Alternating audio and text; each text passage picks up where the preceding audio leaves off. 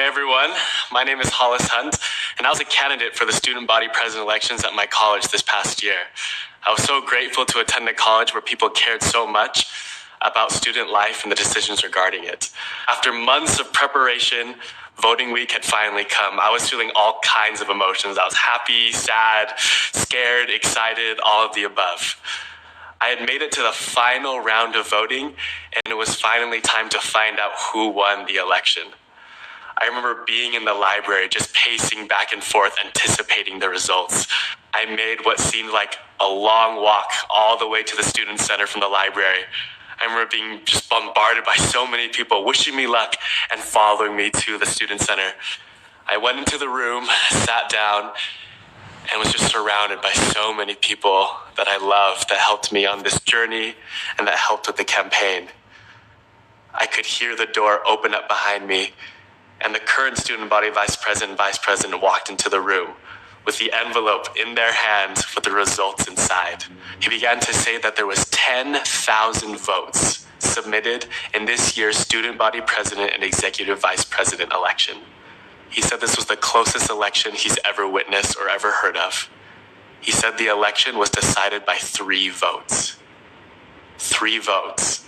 3 people. That's all I could think about. He then announced the winner. And it wasn't me. My whole world was put on pause for 1 minute as I could just hear cheers and excitement coming from the other half of the room. All these thoughts came into my head of, you could have just talked to 3 more people. You could have just texted 3 more people. You could have just tried a little bit harder. I knew these were unfair thoughts, but that's all I could think about. I was dumbfounded.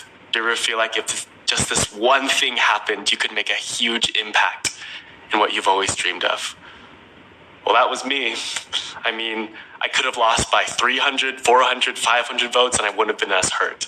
I was outside all day. I was campaigning all week, planning for this for so many months, getting sunburned, talking to so many people, and all I needed to do was reach out to 3 more. All I needed to do was text, call, just try a little bit harder. And then my thoughts turned towards my mom. I soon came to realize that a huge reason of why I was running was because of her. She has been such a rock in my life and such a foundation in my life that I wanted to tell her that her son could do these big and hard things and come out victorious.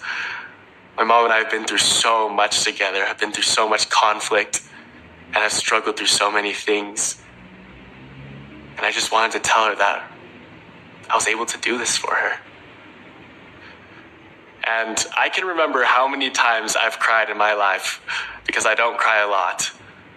But when my mom called, reality hit me like a brick. I just felt tears streaming down my face, and I was just sad. The morning after, I woke up to actually my mom holding my hand as I woke up. And I realized that she drove all the way down to where I was living to be there with me. At first, I was sad to hear what she was going to say. But then I realized my definition of failure was a lot different than hers. I began to realize that she was so proud of me. When I saw negative behavior or had negative experiences in my life, sometimes I was too quick to put a label on it or too quick to assume why that thing was happening. It kind of reminded me of my relationship with God. Sometimes when things would happen in my life, I was so quick to question why. Why is this happening? Why does this have to happen to me right now? But what I soon learned was when I took time to understand, took time to listen to why certain things were happening, I was able to develop more empathy. I was able to understand the bigger reason. Instead of just putting an automatic label of self-pity, doubt, or discomfort on things, I soon took more time to understand things before jumping to conclusions. But God helped me realize that I wasn't defined by those 3 votes. I wasn't defined by those 3 people. I'm not defined by those 3. The purpose of failing has changed for me.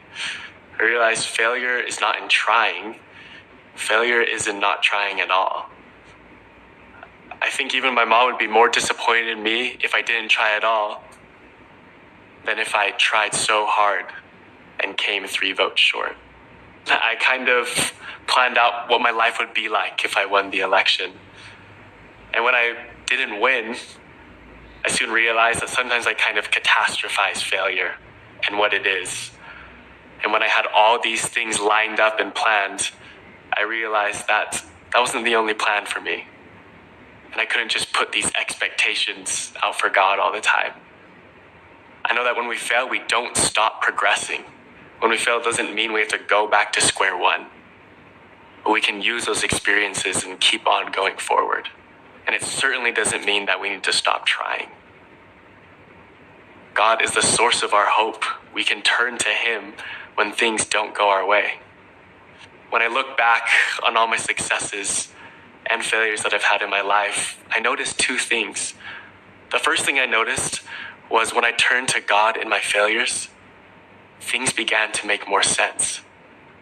I also realized that through those failures and when I developed that resiliency, God was able to use me as a tool and an advocate for what He wanted me to do.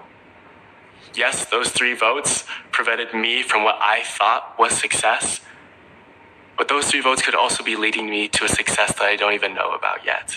I don't understand all my failures. What I do understand is that I can choose to learn from them. I can choose to reflect on them, and when I turn to God in my failures, I know I can become better. I can keep on going. Now, I don't think God planned on me losing by 3 votes. I don't think He planned on me winning by 3 votes, but I know He wanted me to experience something.